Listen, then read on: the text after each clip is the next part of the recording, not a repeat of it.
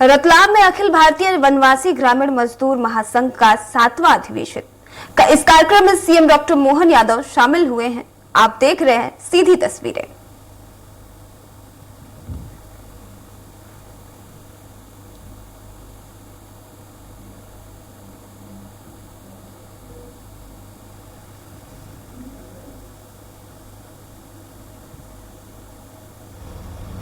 रतलाम नगर निगम के महापौर पहलाजी पटेल साहब से अनुरोध करता हूं कि अपना उद्बोधन करें।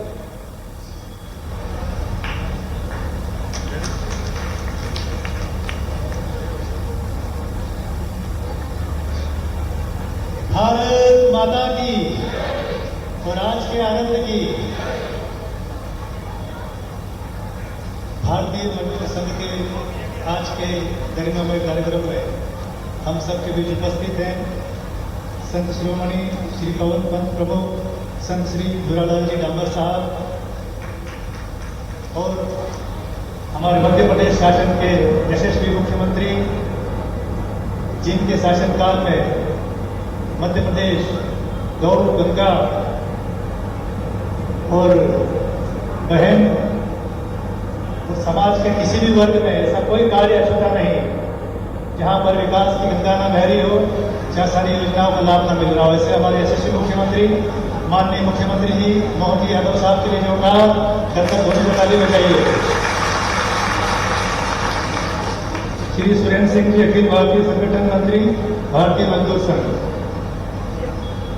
हम सबके लाडले नेता हमारे शहर के विधायक माननीय जतन जी कश्यप साहब, सूक्ष्म लघु मध्यम उद्योग कैबिनेट मंत्री मध्य प्रदेश शासन, श्री राघव सिंह जी भाभर अखिल भारतीय कार्यकारी अध्यक्ष वनवासी ग्रामीण मजदूर संघ, श्री कृष्ण कुमार बेगा अखिल भारतीय संयुक्त महामंत्री वनवासी ग्रामीण मजदूर संघ, श्री अरविंद जी मोगे देश प्रचारक मध्य प्रदेश वनवासी ग्रामीण मजदूर महासंघ के संस्थापक आदरणीय श्री प्रणाम करता हूँ।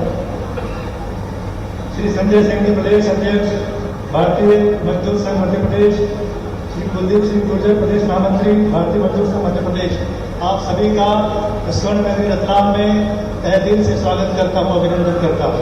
जय हिंद, जय भारत, भारत माता की।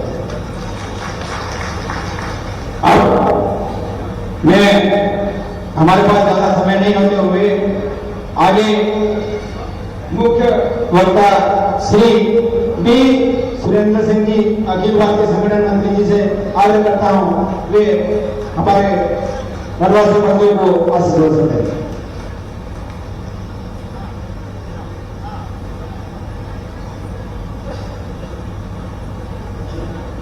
मंच पर उपस्थित है श्री पवन महाराज जी, उसका चरण स्पर्श करते हुए मैं मेरा विषय शुरुआत करता हूं। आज का इस कार्यक्रम का अध्यक्षता श्रीमान राधू सिंह जी, हमारे मित्र और इस प्रदेश का मुख्यमंत्री डॉक्टर मोहन यादव जी, चैतन्य कश्यप जी, यहाँ के महापौर और ज्येष्ठ कार्यकर्ता श्रीमान अरविंद जी और अन्य भाइयों, इस सभागृह में आसीन हुआ सभी भाइयों बहनों, इस महासंघ का मुख्यमंत्री आने के पहले इस पूरा महा अधिवेशन को देशभक्ति और दैवभक्ति से सबको सम्मोहन कर दिया था हमारा महाराज जी। इनके लिए हम सब लोग आभारी हैं। भारतीय मजदूर संघ का आज देश का सबसे बड़ा मजदूर संगठन है और 6,300 यूनियन से 1.5 करोड़ से 1,70,00,000 सदस्य रहने वाला हम लोग देश का एक दुनिया का भी डेमोक्रेटिक कंट्रीज में सबसे बड़ा संगठन है और इस संगठन में असंगठित क्षेत्र में लगभग 42 महासंघों में काम करता है। उस 42 महासंघों में एक महासंघ है आज का अखिल भारतीय वनवासी ग्रामीण मजदूर संघ। आज का इस अधिवेशन में मध्य प्रदेश का 3 प्रांत मालवा, मध्य भारत, महाकौशल, छत्तीसगढ़, उड़ीसा, झारखंड, बाद में राजस्थान, महाराष्ट्र, विदर्भ, गुजरात, इतने लोगों से यहाँ अधिवेशन के लिए लोगों ने आया। ये खास करके वनवासी ग्रामीण मजदूर संघ के लिए हम लोगों ने एक विशेष काम के लिए इसमें शुरू कर दिया। साधारणतः मजदूर संगठन माने, ट्रेड यूनियन माने केवल हर बार जो वेतन देने वालों का संगठन रहता है, ये वेतन देने वालों का संगठन संगठित क्षेत्र का ही नहीं है। आज देश में जो वनांचल में जनजाति क्षेत्र में काम करने वाला मजदूरों का एक भिन्न भिन्न तरह का समस्या होता है। जिला केंद्रों में बहुत सारा समस्या समाधान होता है, मगर अत्यंत गरीबी लोग दुर्गम क्षेत्र में जाकर वहां के मजदूरों को स्थिति बदलने के लिए काम करना पड़ेगा। और ये हमारा एक विषय था। भारतीय मजदूर संघ का संस्थापक श्रद्धेय दत्तोपंत ठेंगड़ी जी एक विषय बोलते थे। हम लोग गीत गाया, अभी भी गीत गाया था। गीत में क्या था? मानवता के लिए ऐसा हमारा शुरू होके शोषित, पीड़ित, वंचित लोगों के लिए काम करता है। आज इस तरह का सबसे बड़े लोग पीड़ित लोग हैं, ये लोग आज सुदूर क्षेत्र में जनजाति क्षेत्र में रहता है। इसलिए उनका जीवन में रोशनी लाना एक ट्रेड यूनियन का काम है। इसीलिए हम लोगों को सोचा दो तरह का लोग यहाँ भावना आना चाहिए। समाज के बारे में एक संवेदना होना चाहिए। जब संवेदना रहेगा तब काम कर सकते हैं। दूसरा विषय, ग्रामीण स्तर के युवा लोगों में मेरे समाज के लिए काम करना है, राजनीति नहीं, स्वार्थ नहीं। इस तरह का एक बड़े लेवल पर सेवा दृष्टि, सामाजिक संवेदना होने वाला युवा युवती, तरुणी, ऐसे लोगों के लिए हम लोग संगठित करना, ये इस महासंघ का उद्देश्य है। इसलिए हम लोगों ने इस महासंघ से लगातार शुरुआत कर लिया है। ये 7वीं अधिवेशन है। यहाँ बोलने में खुशी लगता है, रतलाम शहर में ये 7वीं अधिवेशन है। इस तरह का शेड्यूल ट्राइब लोगों ने जनजाति क्षेत्र में हम लोग संगठित करने के लिए कोशिश करते हैं। माननीय मुख्यमंत्री जी बहुत बार बड़े बड़े समस्या समाधान होता है, मगर छोटे छोटे समस्याओं के वो ध्यान नहीं रहता है। छोटे बहुत सिंपल रहता है, मगर वो लोगों के लिए बड़े हैं। मैं राजस्थान में घूम रहा था, जनजाति क्षेत्र में गए, वो सभी जगह पे था। रात में वो लोग मेरे साथ, आप हमारे साथ में नहीं रुकना है। क्यों नहीं रुकना? आप शौचालय के लिए बाहर जाना पड़ेगा। यानी एक बड़ा विषय क्या है? बात के लिए तो सभी जगह में शौचालय है। शौचालय तो बना दिया है। शौचालय एक ही दरवाजा नहीं है, अंदर सिंक नहीं है, केवल आपके लिए बाहर का एक स्ट्रक्चर है। क्या कारण था? हमारे लिए एक किस्ता पैसा मिला, 2 किस्ता पैसा नहीं मिला, इसलिए नहीं हुआ है। छोटा सा प्रॉब्लम, ये छोटा सा प्रॉब्लम में सोल्यूशन ढूंढना पड़ता है। और एक जगह मुझे लगता है 7-6 साल पहले मैं अलीराजपुर जिला में जापा जिला में जाता था। 38 लोग ग्राम सरपंच आए थे मीटिंग। उनका कॉमन विषय क्या था? साहब हम लोग सरपंच है, मगर जब हम रेवेन्यू ऑफिस में जाते हैं, सरकारी दफ्तर में, हमको कोई इज्जत नहीं देता है। ये सिंपल बात है, ये कोई शताब्दी का नहीं है। ऐसा छोटा छोटा समस्या। और एक जगह गए थे, पैसा रेशन नहीं मिल रहे। कारण क्या था? बायोमेट्रिक में आप लोग हस्ताक्षर करना है। बायोमेट्रिक ज्यादा दबा दिया, एक आदमी का 2 महीने का 3 महीने का कोटा समाप्त हो गया।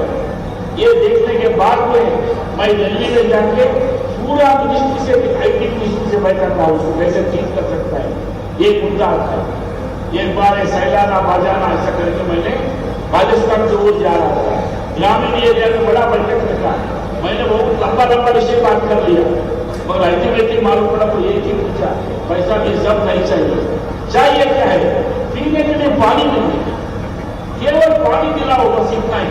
बाद में मैं आके वो रेवेन्यू सूची से राजस्थान में आता था, मैं जाकर माननीय वसुंधरा राजे ने राजस्थान के मुख्यमंत्री को सब विषय को बता दिया। इस तरह का छोटे छोटे समस्या समाधान करना ग्रामीण स्तर पर, ये हमारे लिए ये प्रमुख काम होता है। ये काम जो है ये महासंघ काम करता है। इसी तरह का सरकार का बहुत सारा योजना है, वो पूरी काम करना और योजना को लागू करना, ये काम सेवा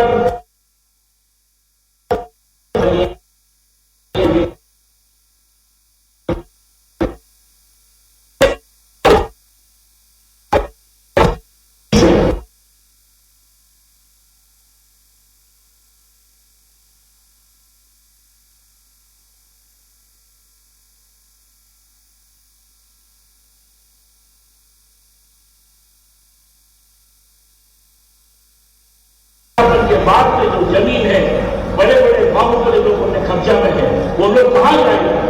इस तरह का एक आम, इस तरह का मजदूरों के बारे में सोचना पड़ता है।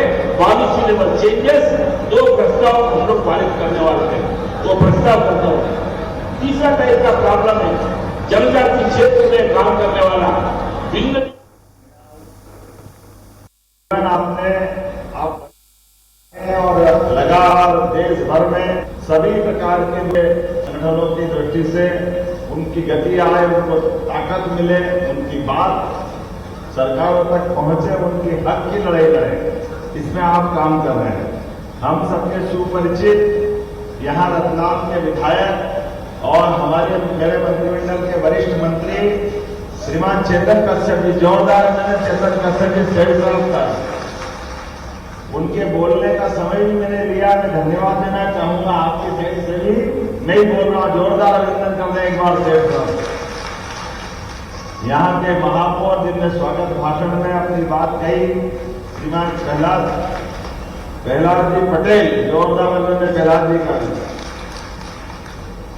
माननीय राघव सिंह भामर जी, अखिल भारतीय कार्यकारी अध्यक्ष वनवासी ग्रामीण मजदूर संघ, आपका भी स्वागत अभिनंदन है।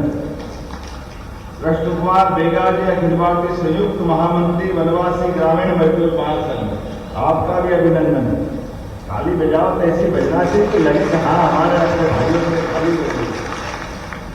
इस अवसर पर माननीय संजय सिंह जी, प्रदेश अध्यक्ष भारतीय मजदूर संघ, आपका भी स्वागत अभिनंदन है।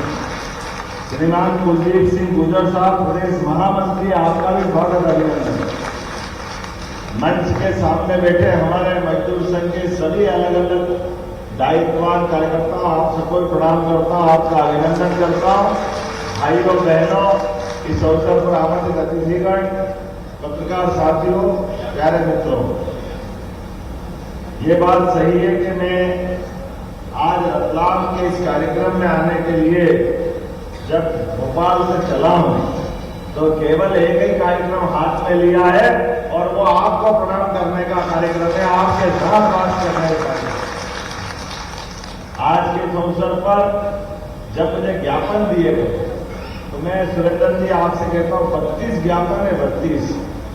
मुझे लगता है कि और जब एक बार बैठेंगे तो 2-4 और पड़ जाएंगे, तो कोई बात नहीं। जितने भी ज्ञापन है मैं भोपाल में बिठा करके प्रत्येक ज्ञापन पे आपके हित की लड़ाई लड़ूंगा, आपके जितना हक में हो सकता है वो जरूर करूंगा।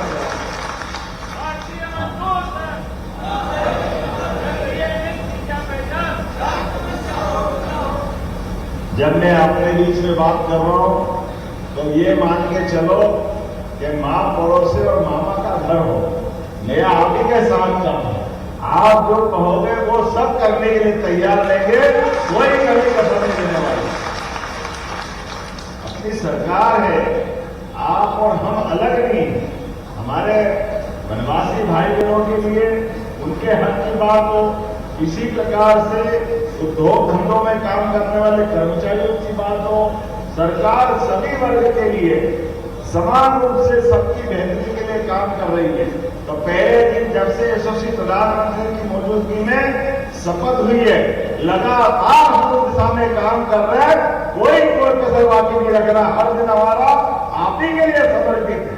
लगातार जिस प्रकार से काम चल रहा है, मैं आपके लिए बताना चाहूंगा कि आज जब सरकार के आधार पर काम करने की बात है, हमारी 30-30 साल पुरानी मजदूर संघों के माध्यम से बड़ी बड़ी फैक्ट्रियां, सज्जन मिल यहां भी है, इंदौर की हुकुमचंद मिल 30 साल से ज्यादा समय से 7,000 से ज्यादा वहां के कर्मचारियों का उनका बकाया लटका पड़ा था। लोग परेशान थे, 2,000 लोग तो उम्मीद में मर गए, उनके परिवार वाले उम्मीद में दे रहे थे कब हमारा ग्रेच्युटी मिलेगी, कब पेंशन मिलेगी, कब निपटारा होगा। मुझे इस बात की प्रसन्नता के 7 दिन से भी कम समय में हमने सारे भाई बहनों का 4,800 मजदूर परिवारों का 224 करोड़ देकर के सारा चुकारा करा प्रधानमंत्री जी के मौजूदगी में। यह हमारी प्रतिबद्धता है। और केवल हुकुमचंद मिल नहीं, हमने कहा सज्जन मिल, बहुत जल्दी सज्जन मिल का भी सारा बकाया हम चुकाने वाले हैं, कोई बचने वाला नहीं। एक भी जेसी मिल ग्वालियर, उज्जैन की श्री सिंथेटिक पाइप फैक्ट्री जिसका भी पैसा बकाया हम लगातार, माननीय सुरेंद्र जी आपको बताना चाहूंगा, हमारी सरकार बनने के बाद सभी वर्गों की बेहतरी के लिए औद्योगिकरण को भी बढ़ावा दे रहे हैं। जब हम औद्योगिकरण की तरफ बात करते हैं तो बड़े पैमाने में कई लोगों को रोजगार मिलने की संभावना रहती है और उनको रोजगार दिला करके प्रदेश की आर्थिक दृष्टि से बेहतर स्थिति लाने के लिए लगातार हमने हर महीने औद्योगिक दृष्टि से संभाग में औद्योगिक निवेश की लगातार योजना प्रारंभ की। 8 संभाग में लगातार हमने एक के बाद एक कार्यक्रम किया और मोटे तौर पर पहले केवल एक ही स्थान पे होता था, लेकिन हमने कहा इसको नीचे तक ले जाने की जरूरत है। और मुझे इस बात पसंद है कि जब नवा GIS किया भोपाल तो 1956 से मध्य प्रदेश की राजधानी थी, लेकिन भोपाल में कभी भी औद्योगिक निवेश का बड़ा कार्यक्रम नहीं हुआ। मुझे इस बात की प्रसन्नता है जब हमने निर्णय लिया तो न केवल भोपाल वालों को बल्कि यशस्वी प्रधानमंत्री स्वयं उसमें आए। श्रीमान नरेंद्र मोदी जी का जोरदार अभिनंदन करें। हमारे अपने देश के प्रधानमंत्री, माननीय प्रधानमंत्री आए, गृह मंत्री आए, सभी बड़े बड़े अलग अलग प्रकार के उद्योगिक घराने के लोग आए और सबके माध्यम से हमने अपनी वही प्लानिंग सामने रखी। जैसे अपना नारा कितना अच्छा है, देश के हित में करेंगे काम और काम के लिए जोरदार ताली बजा इस भाव को सामने रखकर किसी भी वर्ग का देश के हित में काम कर रहे हैं। उद्योगपति अपना उद्योग लगाए लेकिन मजदूरों को पूरा दाम दिलाए, उनके हक के बारे में कोई कमी नहीं होना चाहिए। सरकार आपके साथ खड़ी है, इसलिए लगातार हम काम कर रहे हैं और उससे आगे बढ़कर अभी हमने और नई योजना चालू की। ये मशीनीकरण के युग में लगातार मशीन ज्यादा होती है तो कई सारे लोग बेरोजगार होते हैं। हमने कहा इसके बजाय इसमें संशोधन करते हुए उद्योगपति अपना उद्योग लगाए और मजदूर आधारित उद्योग लगाएंगे, रोजगार आधारित उद्योग लगाएंगे। इस दिशा में हम काम कर रहे हैं। उसका परिणाम क्या आ रहा है कि हमारे पास आज भी अगर यह हमारा वनवासी अंचल का, आदिवासी अंचल का बेट यहाँ कई सालों से पुराने जमाने में जिनिंग प्रेस होती थी, काटन की बड़ी बड़ी यहाँ खदाने और गठाने बनती थी और कपड़े की भी मिले थी, लेकिन धीरे धीरे खत्म हो गई। हमने कहा इसमें संशोधन करेंगे और अभी लगातार इस दिशा में काम कर रहे हैं कि जो रोजगार आधारित, अरे कपड़े के धागे बनाना, कपड़ा बनाना, रेडीमेड गारमेंट्स बनाना और उसमें मजदूरी करने जो आएगा प्रति मजदूर 5,000 रुपया महीना इंसेंटिव सरकार की ओर से देंगे ताकि हमारे रोजगार आधारित कारखाने खड़े हो। बिजली का बिल, बिजली में, जमीन में, फैक्ट्री लगाने में, ब्याज में, सभी में छूट दे करके जो रोजगार आधारित उद्योग लगाएगा उसको हम एक तरह से फैक्ट्री में 70% के आसपास सब्सिडी देने वाले हैं, क्योंकि रोजगार चाहिए। हमारे राज्य के अंदर हमारे गरीब लोगों को रोजगार आधारित काम मिलता है, उसकी बात ही अलग है। इसलिए बड़े पैमाने पर बहुत जल्दी अपने ही रतलाम के पास बदनावर से लगे हुए क्षेत्र में 1 लाख फैक्ट्रियों का 1 लाख रोजगार मिलेगा। पीएम मित्रा कार्ड के माध्यम से जोरदार अभिनंदन करें। हमारी बहुत जल्दी वहां का इंडस्ट्रियल बेस का लोकार्पण होने वाला है। मेरी अपनी सरकार बनने के बाद उज्जैन में हमारी बहनों के लिए भोपाल, उज्जैन, खरगोन, खंडवा, बुरहानपुर तक जहां जहां भी हमारी कृषि और खासकर खेतिहर मजदूरों का क्षेत्र है, इसमें कृषि आधारित उद्योग धंधों के लिए लगातार अभियान चला रहा है। मैं मान के चलता हूं आज के इस अवसर पर जब मैं दूसरी बात कर रहा हूं तो रतलाम हमारे लिए वैसे तो एक अलग प्रकार का स्थान है।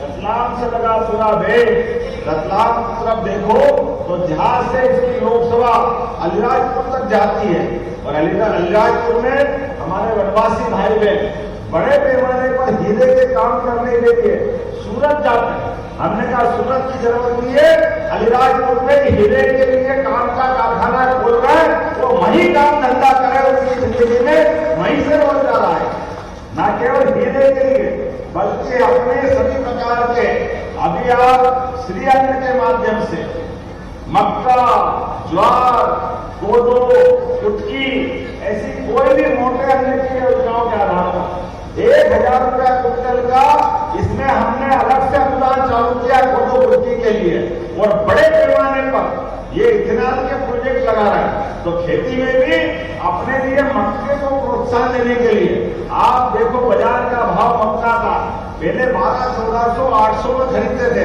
आज 2400, 2500 ज्यादा मक्का निकल रही है। जोरदार अभिनंदन करें अपने किसान भाइयों के लिए, अपने खुद के खेत में भी आमदनी बढ़े। इसलिए हमने प्लान बनाया कि एक खेत तक, प्रत्येक खेत तक पानी पहुंचा करके उनके जीवन में भी बदलाव लाएंगे। उनके जब बिजली आएगी, बिजली के माध्यम से आज यहाँ इसी रतलाम के पास का ये जो 8 लेन सुपर एक्सप्रेस है, यहाँ एक बहुत बड़ा औद्योगिकरण की दृष्टि से एक नया कारखाना के लिए औद्योगिक क्षेत्र विकसित कर रहे हैं। लेकिन मुझे मालूम है कि हमारी बहनें, कई लोग गांव से आते हैं, जाते हैं, लेकिन बड़े बड़े कारखाने के आसपास उनके थोड़ी देर आराम करने के लिए उनको थोड़ा सा साफ सुथरे या जरूरत पड़ती है, तो एक तरह से फैक्ट्रियों के अंदर हॉस्टल टाइप व्यवस्था की जरूरत पड़ रही है। हमने मास्टर प्लान में बदलाव करके औद्योगिक क्षेत्र के साथ भी मजदूरों को पक्के मकान ढंग से मिले, इसकी भी मंजूरी देने का काम चालू कर दिया। मजदूर झुग्गी झोपड़ी में और उद्योग में काम करें, ये बात समझ में नहीं आती। इसलिए हमारे लोग बराबरी से लेना चाहिए। उनके लिए भी माननीय सुरेंद्र जी ने कहा, लेटरिन बाथरूम की जरूरत पड़ती है, खाना बनाने की जरूरत पड़ती है, आराम की जरूरत पड़ती है। तो छोटे छोटे मकान औद्योगिक क्षेत्र में रखकर भी एक तरह से वो हमारे लिए, सबके लिए सुविधाजनक होंगे। इतना ही नहीं, आने वाले समय में अपने खास करके गरीबों के लिए हमने अभी तक एम्बुलेंस थी, तो एम्बुलेंस में कोई बीमार हो जाए तो एम्बुलेंस आ जाती है, फोन करो तो पैसा नहीं लगता। लेकिन ये भौगोलिक दृष्टि से बड़ा हमारा प्रदेश है, ऐसे में गरीब आदमी उसके जीवन में भी कोई कारण से हॉस्पिटल छोटा है, भर्ती हुआ है, बीमारी बढ़ी है और बड़ी जगह पहुंचाना, अब बड़ा आदमी तो कहीं से भी कुछ कर लेगा, गरीब आदमी कैसे जाए? तो हमने गरीबों को भी एयर एम्बुलेंस की सुविधा दी, हेलीकॉप्टर से ले जाएंगे, हेलीकॉप्टर से एक पैसा आपका नहीं लगने वाला, केवल आयुष्मान कार्ड बना लो। जहाँ हवाई जहाज होगा, जैसे यहाँ हेलीपैड हवाई पट्टी है, वहाँ हेलीकॉप्टर हवाई जहाज उतर जाएगा, लेकिन जहाँ हवाई जहाज नहीं उतर सकता वहाँ हेलीकॉप्टर उतारेंगे। लेकिन एक एक गरीब आदमी की जिंदगी में बेहतरी करने के लिए लगातार एयर एम्बुलेंस की सुविधा हम चालू कर रहे हैं। आज मेडिकल कॉलेजों के लिए मुझे इस बात की प्रसन्नता है कि अब नीमच, मंदसौर, रतलाम, उज्जैन, इंदौर, ये तो पूरा मेडिकल कॉलेज का क्षेत्र हो ही गया, लेकिन धार और झाबुआ में भी बहुत जल्दी मेडिकल कॉलेज बनने वाले हैं आपके जीवन की बेहतरी के लिए। मेडिकल कॉलेज में हमारे बच्चे भी पढ़ेंगे और हॉस्पिटल भी अच्छे होंगे। अरे हमारा व्यक्ति नहीं तो मालूम पड़ता धार से, झाबुआ से कोई अहमदाबाद जा रहा, कोई बड़ौदा जा रहा, कोई बम्बई जा रहा।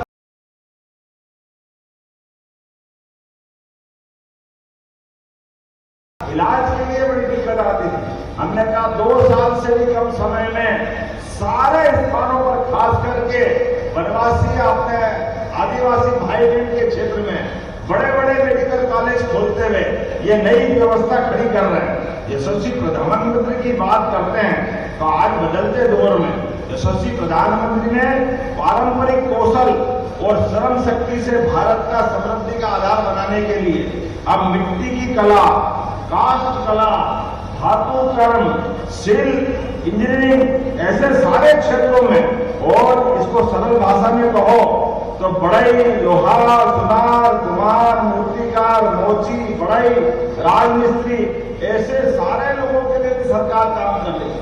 ये गिग वर्कर्स के लिए भी सरकार के माध्यम से बहुत सारी योजना आई है। मुझे इस बात की प्रसन्नता है कि हमारी सरकार ने भी लगातार संबल योजना के माध्यम से और उसके अलावा भी गरीब, महिला, किसान, युवा, ये चारों वर्ग की बेहतरी के लिए अलग प्रकार के आयोग बनाए।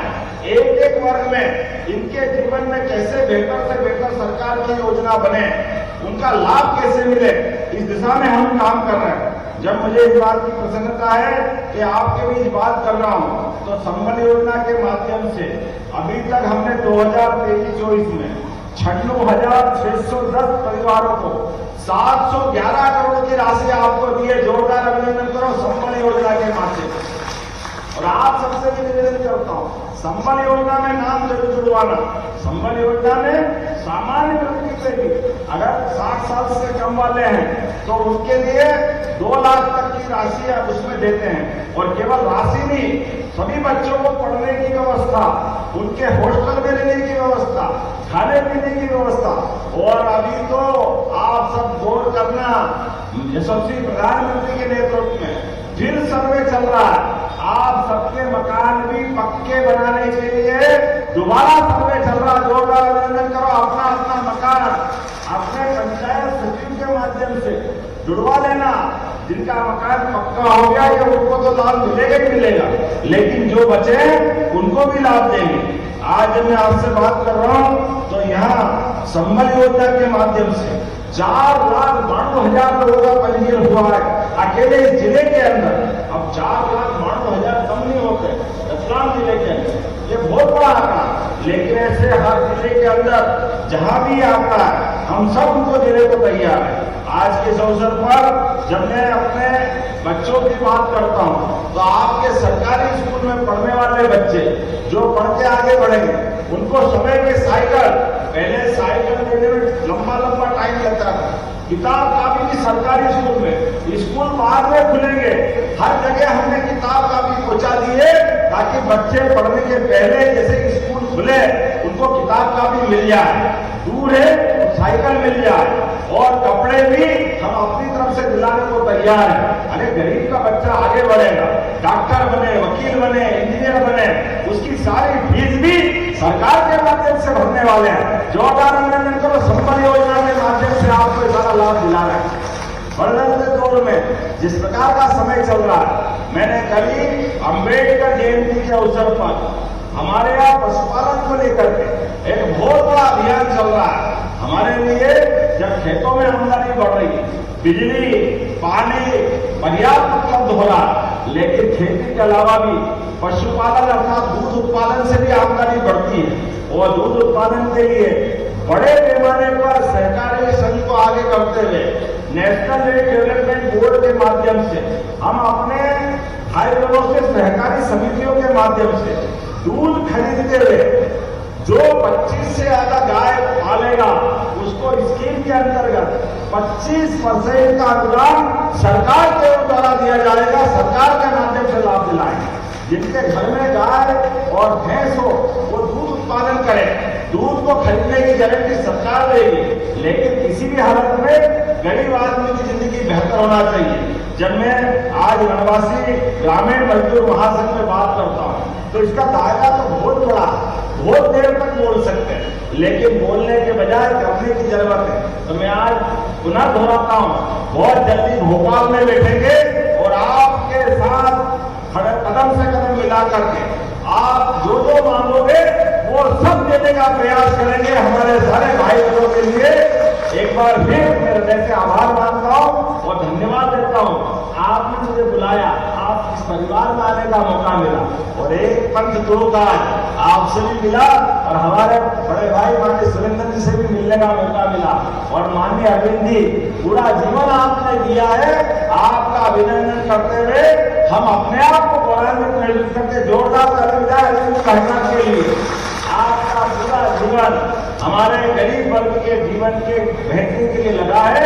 ऐसे ही अपने जीवन को भारत माता के चरणों में चढ़ाते हुए आप जैसे वरिष्ठ प्रचारकों के माध्यम से हम सब काम सीखने की प्रेरणा पाते हैं। एक बार फिर मैं आप सबका भी वंदन करता हूं, अभिनंदन करता हूं। मेरे साथ दोनों हाथ की मिट्टी बांधकर ऊपर हाथ करके बोले, भारत माता की, भारत माता की, वनवासी ग्रामीण मजदूर महासंघ। बहुत बहुत धन्यवाद।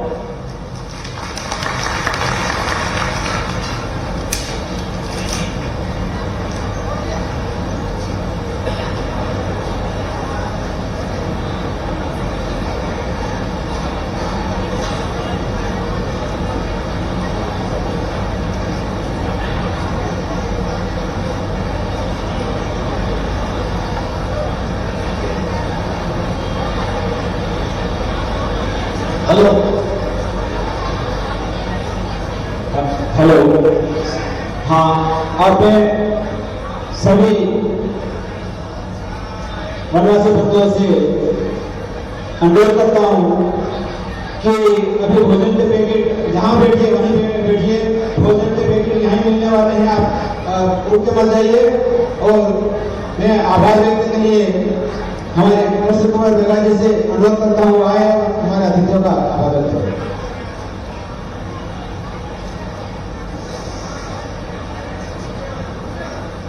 रतलाम के इस पावन धरती पर अखिल भारतीय वनवासी ग्रामीण मजदूर महासंघ की जो ये 7वां अधिवेशन आयोजित हो रहा है, हमारे बीच में मध्य प्रदेश के यशस्वी मुख्यमंत्री माननीय डॉक्टर मोहन यादव जी पधारे और हमारे बीच में वनवासी मजदूर संघ के लिए पूरा जो भी हो सकेगा सहयोग करने का उन्होंने कहा। इसके लिए और मंच पर बैठे सभी पदाधिकारियों का मैं आभार व्यक्त करता हूं और माननीय मुख्यमंत्री जी का भी मैं अपने अंतः मन से धन्यवाद आभार व्यक्त करता हूं। धन्यवाद। आप सभी से आग्रह है कि अपने स्थान पर खड़े हो जाए, राष्ट्रगान लेना है। जन गण मन